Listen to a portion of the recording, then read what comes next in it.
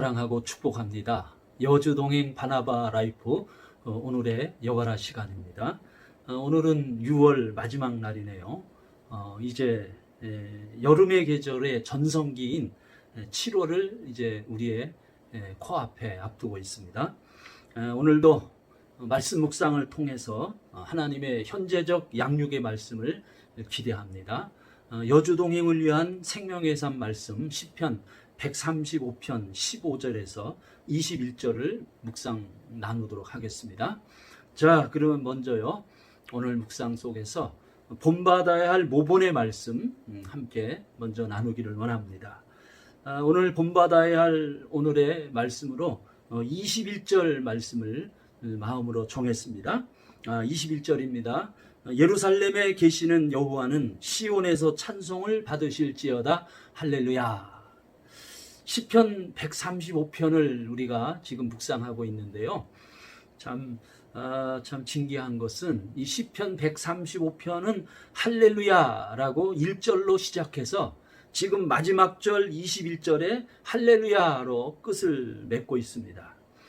할렐루야라는 이 단어 자체가 이것이 완벽한 예배고, 그리고 하나님을 향한 찬송과 감사가 그 언어 속에 가득가득 담겨져 있는 것이죠.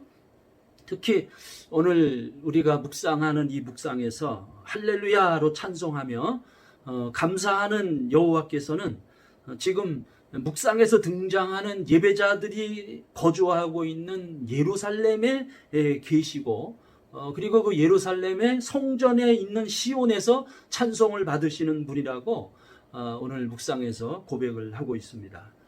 참 이것이 오늘 우리에게 큰 소망이 되네요.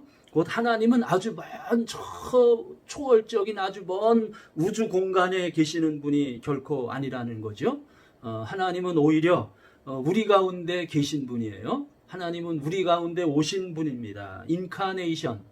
오히려 우리를 찾아오셔서 성육신으로 말씀이 육신이 되어 예수님께서 이 세상에 오셨습니다.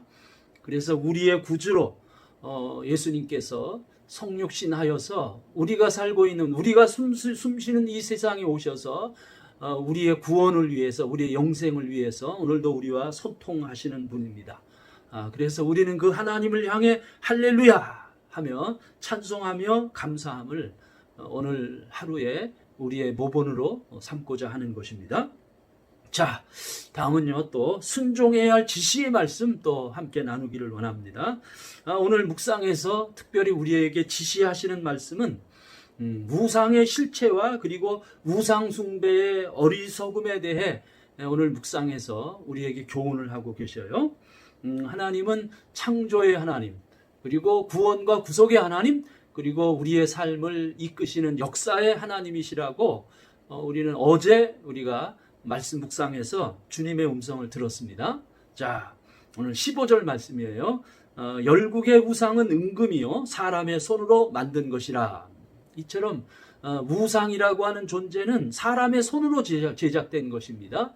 특별히 사람이라는 말이 주목을 끌게 하는데요. 사람이라는 이 성경이 기록된 히브리어 원어는 아담이죠. 곧 그 뜻은 흙이란 뜻이고 땅이란 뜻을 지니고 있습니다. 곧 사람은 흙으로 지음을 받아서 결국 그 사람의 육체는 땅으로 돌아가는 참 그러한 유한한 존재이죠.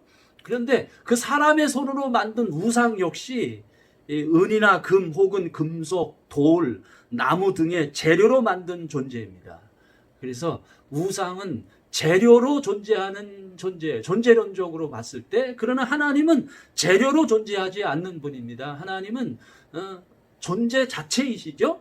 자, 16절 17절입니다.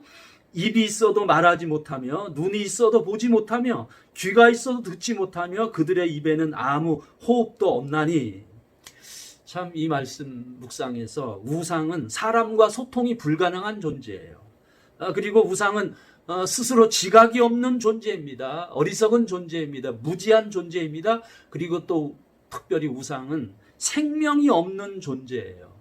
호흡이 불가능한 존재입니다. 그러니 우상은 헛된 것이고 어리석은 것이죠.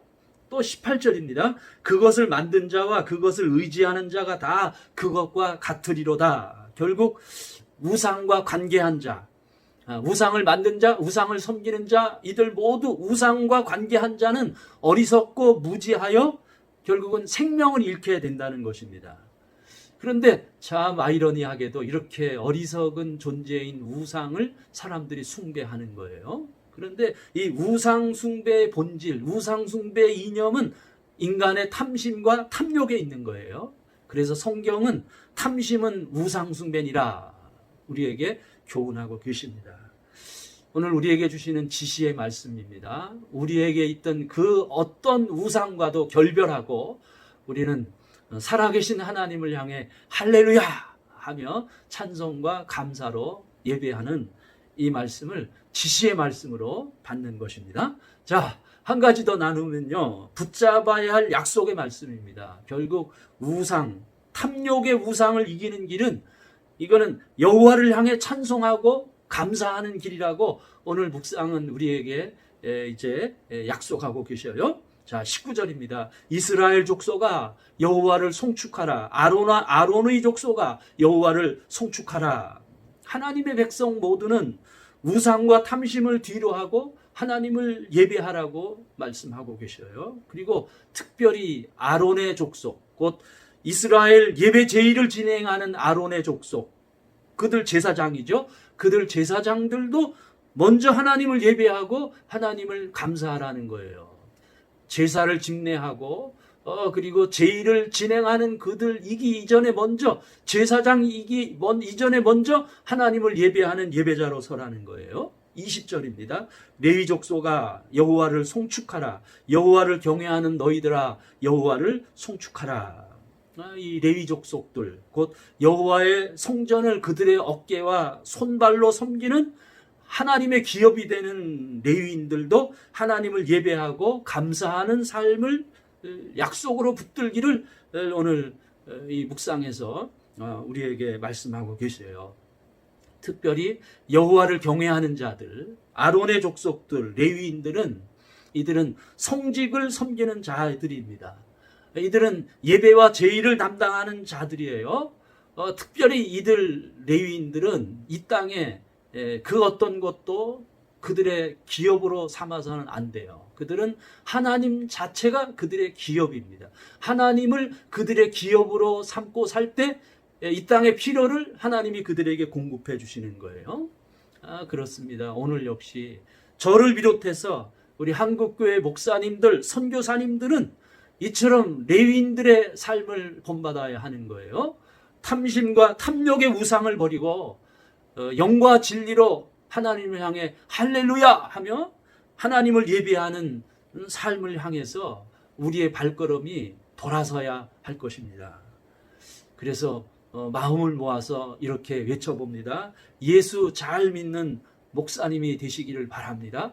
예수님 잘 섬기는 선교사님들이 다 될 수 있기를 축복합니다. 사랑하고 축복합니다. 여바라, 여주동행 바나바 라이프 오늘도 계속됩니다. 사랑하고 축복합니다.